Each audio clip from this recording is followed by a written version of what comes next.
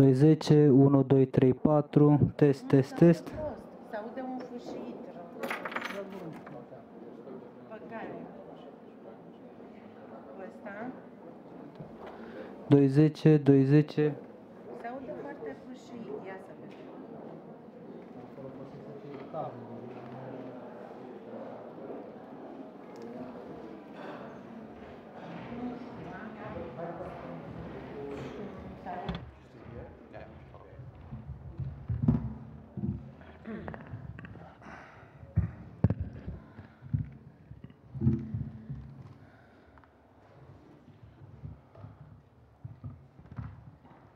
Good afternoon, ladies and gentlemen.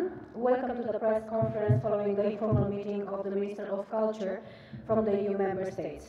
The Romanian Minister of Culture and the National Identity, Valer Daniel Breaz, together with the European Commissioner for Education, Culture, Youth and Sport, Tibor Navracsics, will present you the outcomes of the meeting. I will now give the floor to the Romanian Minister of Culture and National Identity, Mr. Valer Daniel Breaz. Minister, you have the floor. Bună ziua tuturor.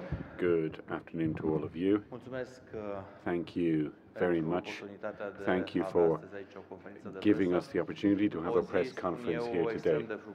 It was a very fruitful day, very interesting day, a day that unfortunately was overshadowed by the sad events in Paris, the cultural tragedy that took place, given the inestimable value of that beautiful cathedral, Notre Dame de Paris. And I do hope that very soon it can be rebuilt. Obviously, those of us who are members of the European Union will contribute, and not just members of the European Union.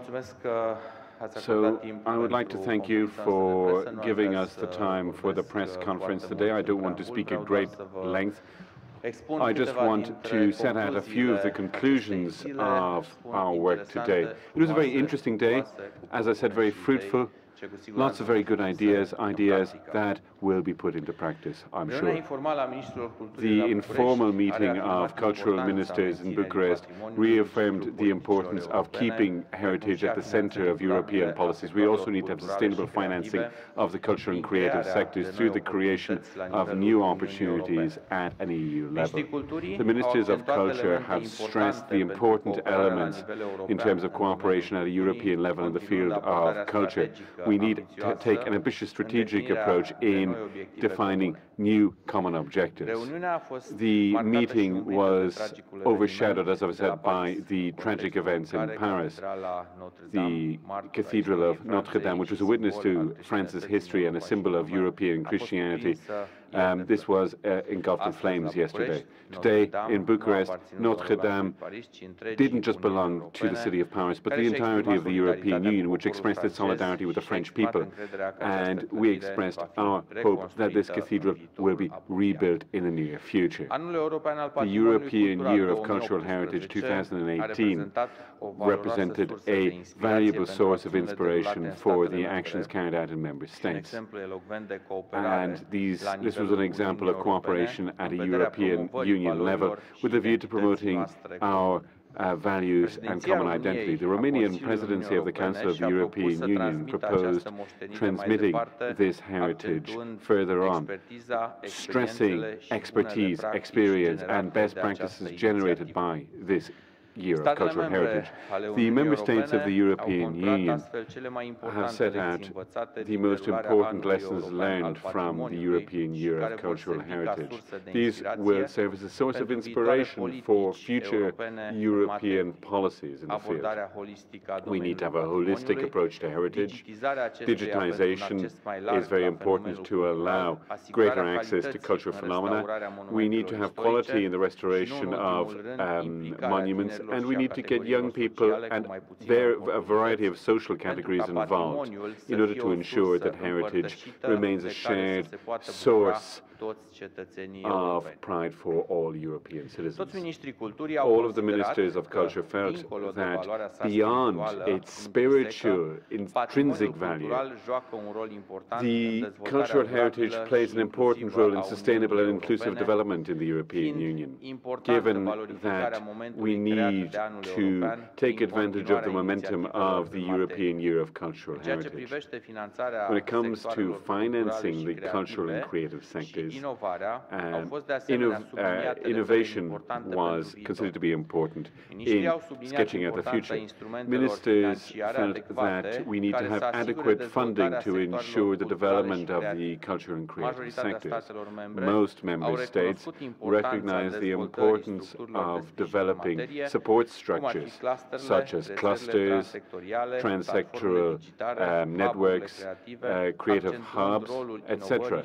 We need to stress the role of innovation when it comes to the crossroads between the economy and art. Promoting the European cinematographic industry is very important, and the Media and Audiovisual Services Directive was very important here, and we need to ensure effective transposition of this, given that this directive has created new opportunities for the promotion of European culture and cultural diversity in Europe. Along the same lines, most member states of the European Union felt that the effective and rapid transposition of the directive on intellectual property is vital in order to allow broader access to cultural content in the online space and in order to ensure fair remuneration of right holders. From this point of view, the Romanian presidency was congratulated on wrapping up this file, and it's considered to be a major success which will allow the cultural and creative sectors in the European Union to flourish and to promote cultural diversity. These were, rather briefly, the conclusions of today's conference. I would like to thank Mr. Tibor Navracsics. He came here today to Bucharest for this conference. It's a very important conference, as I said. Thank you very much. Thank you very much, Minister. I will now give the floor to Commissioner Navracsics. Please, Commissioner. Good afternoon, ladies and gentlemen. First, let me thank Minister Breaz and the Romanian presidency for organizing this very important event, which could take stock of the state of the culture and creative industries on the one hand, and the legacy of the European Year of Cultural Heritage on the other. As the Minister already said, unfortunately, it had a sad actuality. The devastating fire of the Notre Dame made this council meeting very timely and very urgent. While we were discussing the importance of Europe's cultural heritage, both tangible and intangible, we were reminded by this devastating fire how vulnerable this cultural heritage is. The European Commission services is still mapping up and investigating the opportunities how we can help the French authorities in the restoration of this disaster.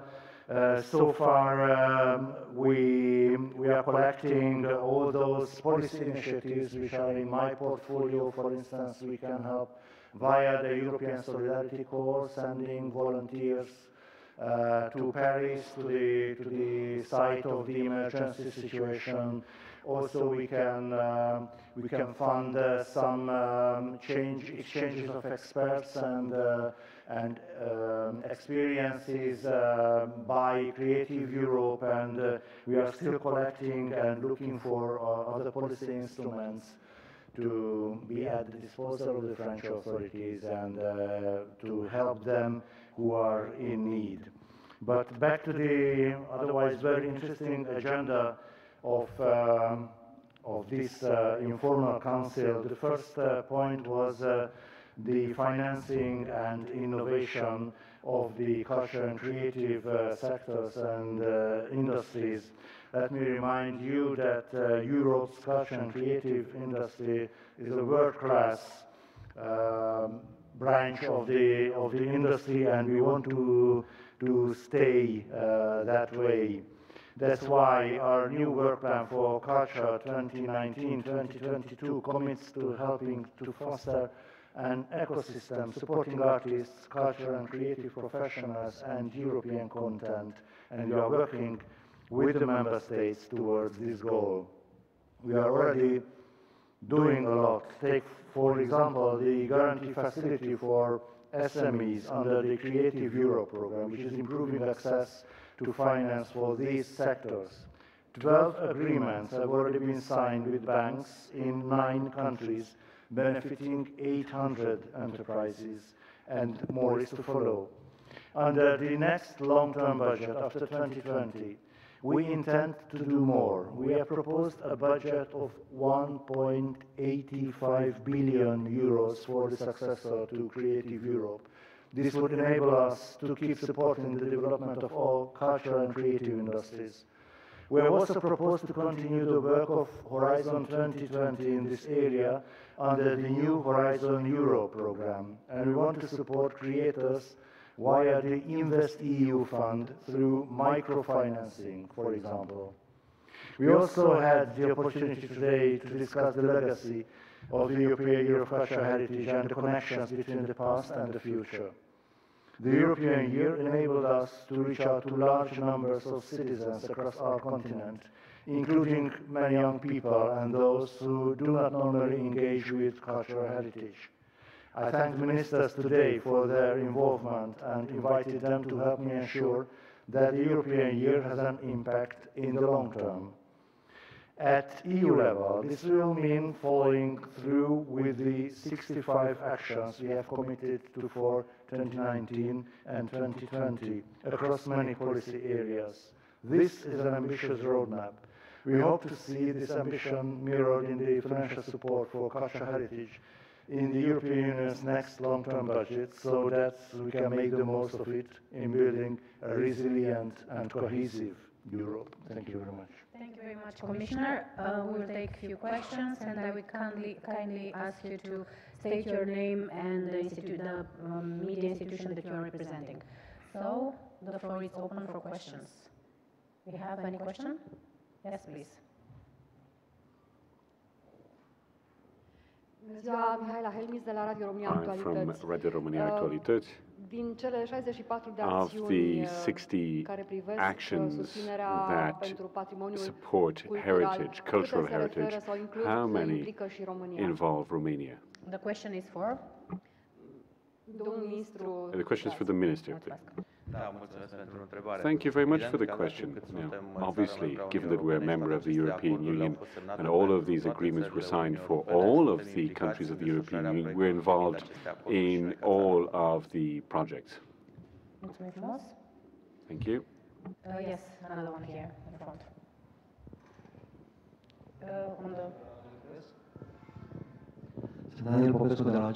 I'm from Ager Press. I'd just like to ask the Commissioner, could you perhaps tell us something a bit more specific about the cathedral? Is there any specific aid? Have you any specific aid for the cathedral? The European Commission has no emergency funds at the moment open, so those services who are dealing with emergency situations are now mapping up the opportunities if we can mobilize any financial resources which could be urgently forwarded to the French authorities.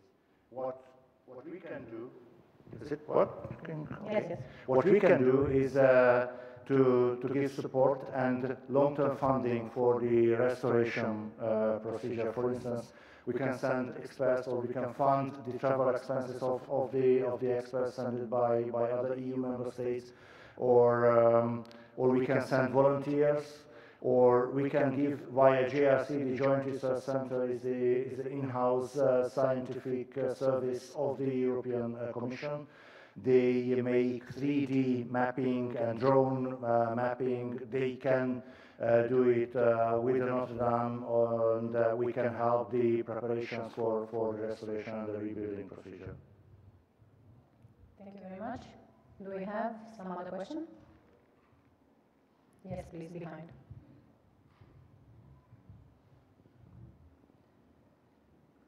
It's for you, the Counselor.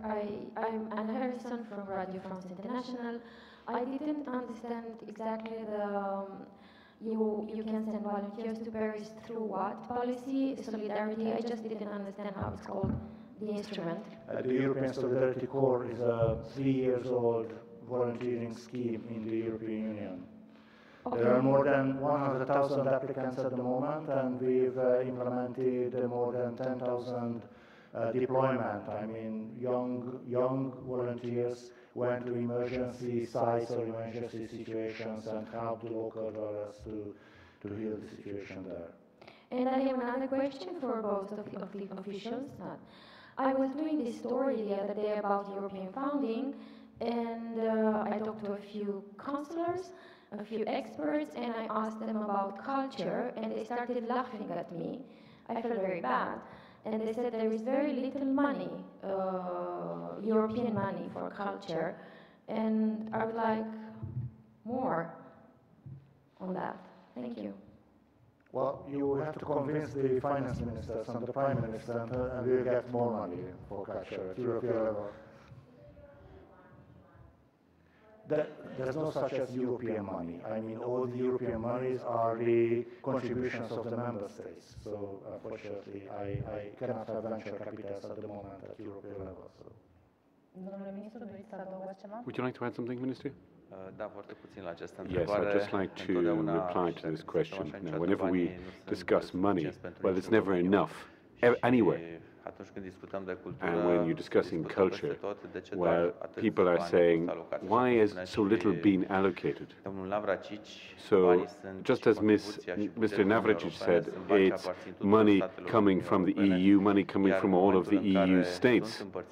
And when they are allocated, when the money is allocated, well, the problem is usually at the level of the Ministry of Finance.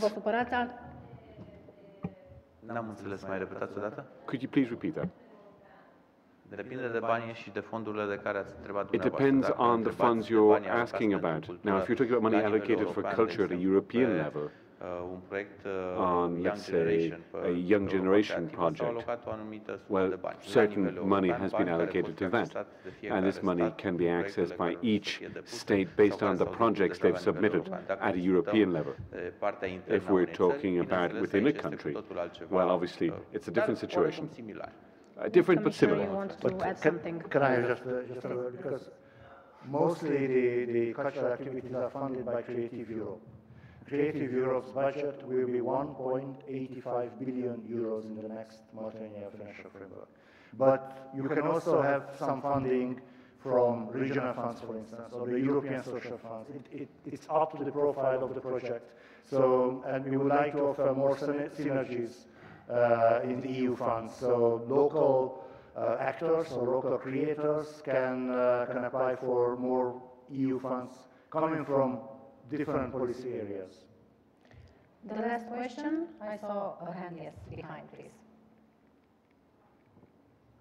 Raluca Bârcă de la Antena 1, am o întrebare pentru domnul ministru I have a question for Breaz. the minister Vis-a-vis de directiva dreptului de on autor. Știu că au fost the copyright directive. I know there are companies like Wikipedia or Google who were complaining about this directive. I'm just wondering what their complaints were and what's going to change with this directive. I'm referring to, for example, social networks. I think posts will be harder to see, for example. Could you maybe explain a bit more about this? You've got the wrong end of the stick, I think. No, it's not the case that things are going to be more difficult. The directive is a very good directive in order to protect content. A correct, fair remuneration for those who produce content.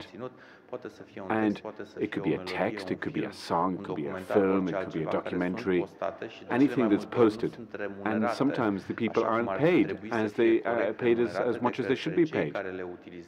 They should be paid by people who use the content. And sometimes, due to the value of this content, these people get money off the back of the people who've actually made it. So this directive basically clarifies all of this. So once again, just so everyone can actually understand this, people have been criticizing us without actually understanding the directive. It's very easy to criticize. What you have to do is you've got to read the text of the directive. Read the text of the directive. perhaps you don't understand what stage the directive is in at the moment. People are criticizing this. Now, I'm a mathematician, and I need to draw the comparison. Sometimes it's extremely problematic. The directive was voted on yesterday. In about a month, the documents will be signed, and this directive is going to be transposed by each EU member state into its own legislation. This is a process that will take maximum 2 years. So once again, it's a welcome directive. It's a directive that is very much appreciated by the majority of member states, a significant majority of the EU member states. It's a directive that is designed to protect those who produce content, and it is to help those. It's not a question of Facebook posts, whether you see them quicker or not. No, we're not talking about social networks.